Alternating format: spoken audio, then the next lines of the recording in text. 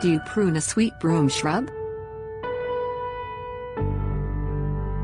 Sweet broom Genista spachiana, also called Easter broom, becomes a somewhat rounded shrub with pointy, arching branches 6 to 10 feet tall and equally wide. Fragrant yellow flowers cover the plant in early to mid-spring. It's best grown in U.S. Department of Agriculture hardiness zones 9 through 11. Time frame. You can prune dead branches away any time of year on the sweet broom. Any other pruning tasks are best scheduled immediately after the flowering ends, between mid and late spring. Types.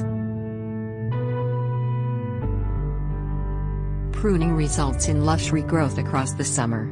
Use 2 types of pruning techniques on this shrub. Heading back, or deadheading, is trimming back branch tips after flowering to shape the plant. Some people shear the plant in this manner into a uniform geometric shape. Hard prune the oldest branches that didn't flower well or are overly large and woody to 5 inches tall. Benefits. Heading back causes the plant to become denser and fuller with more abundant flowers the following spring. Removal of oldest branches helps control plant size.